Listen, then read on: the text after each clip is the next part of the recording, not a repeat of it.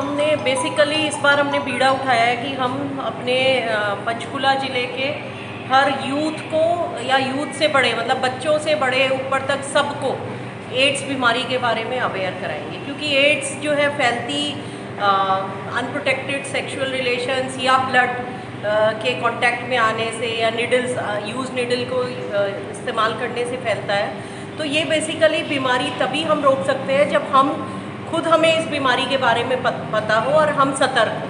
तो यही चीज़ हम यूथ को किसी एक्टिविटी के माध्यम से, कोई स्किट करके, कोई रैंप वॉक करके, कोई प्ले करके हम देते हैं, जिससे एक तो उनका उस कैंपेन से जुड़ाव बना रहे, वो सुने जाने, और उनको हम ज़्यादा से ज़्यादा मोटिवेट करते हैं कि वो आगे भी जाके इस मैसेज को स्प्रेड कराएं।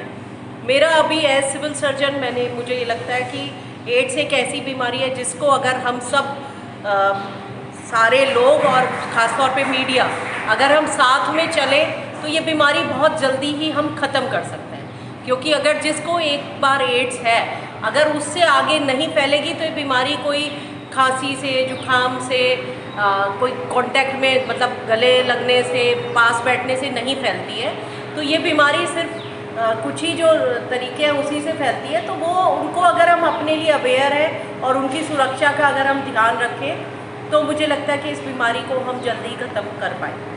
मैम, अगर आंकड़ों की बात करें, पंचकुला जिला में इस समय में कितने केस हैं HIV के, और दूसरा किस फील्ड के लोग ज़्यादा इसमें आपको लगते हैं जो HIV पॉजिटिव सामने आ रहे हैं? देखिए, ऐसे तो एज हेल्थ वर्कर हम लोग सबसे ज़्यादा रिस्क पे रहते हैं एड्स के इन्फेक्शन के।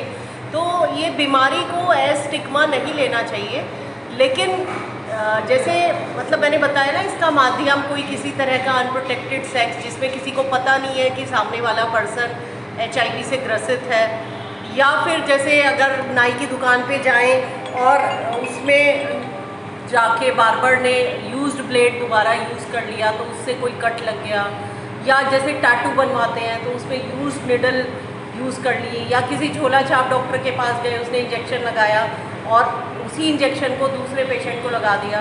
तो इस तरह के माध्यम से एड्स फैलता है, और इसी तरह के जो रिस्क वाले लोग हैं वो इसके ज़्यादा रिस्क में रहते हैं। लेकिन खाली इसका नहीं है, फिर अगर किसी को हो गया तो उसकी फैमिली में जो स्पाउस है, अगर उसके साथ उसके जब संबंध रहेंगे तो वो स्पाउस को भी हो जाता है। तो वो सारा एक एक करके चेन बनती चली जाती है, और वो कहाँ से कहाँ इन्फेक्शन फैलता है पता नहीं लगता।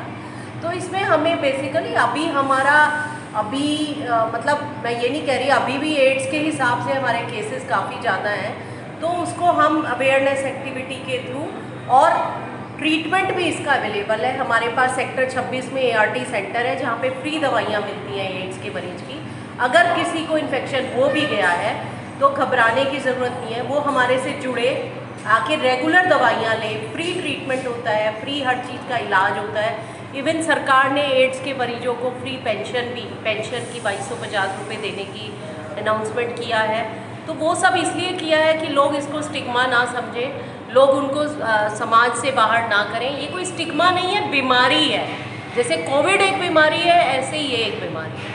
तो किसी तरह का इसको स्टिग्मा की तरह नहीं लेना है। मेरी सब जनता से यही अपील है, और आगे आके वॉलंटरी टेस्टिंग कराइए, क्योंकि वॉलंटरी टेस्टिंग कराएंगे तो आपको समय समय पे पता रहेगा कि हाँ, मुझे एड्स मतलब मुझे HIV नहीं है।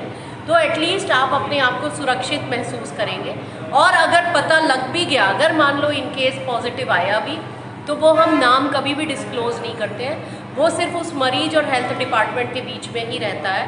तो अगर उसको लगता हो कि सोसाइटी से मुझे बाहर कर देंगे, तो ऐसा नहीं है, वो हमारे पास पूरा सीक्रेट रहता है। दूसरा, हम सोसाइटी को भी मोटिवेट करते हैं कि उनको किसी तरह से उनको स्टिग्मेटाइज ना करें। तो आप आगे से आगे आइए, और अगर निकलता भी है तो फिर आप इलाज लीजिए। मैम, इसके लिए कोई टोल फ्री नंबर वगैरह इशू किया गया है? क्योंकि कई लोग जो होते हैं शर्माने के कारण आगे जानकारी नहीं दे पाते, एक दूसरे को नहीं बता पाते उसके बारे में। इसमें 1097 हमारा नंबर है टोल फ्री, जिसमें हमारी काउंसलर हमेशा अवेलेबल रहती है। आपको इस बीमारी के बारे में कोई जानकारी लेनी हो, आपको कोई किसी तरह का रिस्क लगता हो, आपको कोई डर लगता है, आपको कोई टेस्ट कराना है, तो आप इस 1097 नंबर पे बात करके अपनी बात शेयर कर सकते हैं। ये हमारा फर्स्ट केस 81 में डायग्नोज हुआ था। जैसे कि मैंने आपको बताया है, बुखार आता है, वेट लॉस होता है, कमजोरी आती है, और चमड़ी पे वाइट वाइट चगत्ते से पड़ते हैं। तब 1 मिनट पीछे कीजिए। तब भी हमें पता नहीं फर्स्ट केस डायग्नोज हुआ यूएस से। हाँ, नेक्स्ट स्लाइड। 82 में हो गया। फिर जो मैंने आपको बताया था कि सीडीसी जो थे उन्होंने डिक्लेयर किया कि हाँ भाई एड्स की भी कोई बीमारी, एड्स का वजूद आ गया, क्या एड्स भी है। Third slide. 83 में हो गया ये, चलते जाइए आगे। 84, 85, 85 पे पीछे जाइए। 85 में एक बहुत ही सेलिब्रिटी फेमस एक्टर थे जो रॉक हुडसन,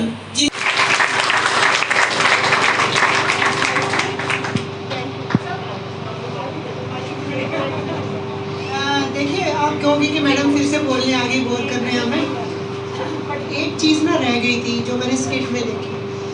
क्या जो HIV पॉजिटिव प्रेग्नेंट लेडी है वो क्या पॉजिटिव बच्चे ही पैदा करेगी या नेगेटिव बच्चा भी पैदा कर सकती है? क्या कहते हो आप लोग? क्या कहते हो? मुझे आंसर चाहिए। नेगेटिव कर सकती है ना? गौरव सबको सम्मानित करें। पड़ा ना।